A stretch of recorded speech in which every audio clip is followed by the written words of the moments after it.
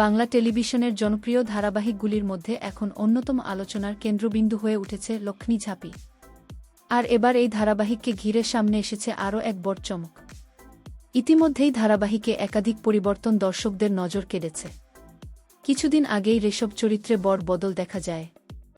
সপ্তর্ষি রায়ের জায়গায় এন্ট্রি হয় জনপ্রিয় অভিনেতা নীল চট্টোপাধ্যায়ের। আর এবার সেই তালিকায় যুক্ত হল আরও এক জনপ্রিয় নাম। হ্যাঁ, ঠিকই শুনছেন। দীর্ঘদিন পর স্টার জলসার পর্দায় ফিরছেন জনপ্রিয় অভিনেত্রী আন্দ্রেই রায়। তিনি নিজেই সোশ্যাল মিডিয়ায় এই সুখবর ভাগ করে নিয়েছেন।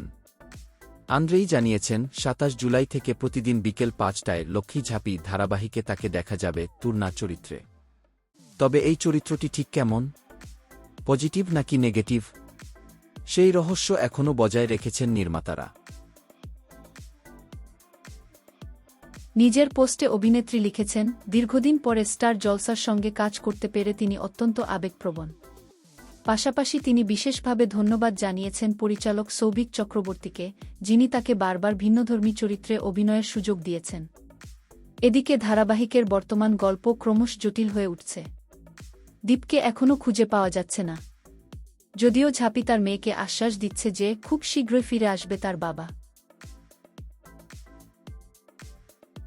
তাহলে কি তুর্নার আগমনেই বদলে যাবে পুরো গল্প?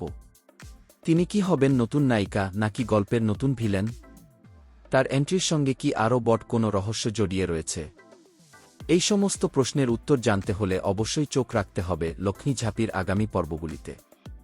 আপনাদের কি মনে হয়, আন্দ্রেই রায়ের তুর্না চরিত্রটি কেমন হতে চলেছে? কমেন্ট করে অবশ্যই জানাবেন। আর বাংলা টেলিভিশনের সব লেটেস্ট আপডেট পেতে চ্যানেলটি সাবস্ক্রাইব করতে ভুলবেন না।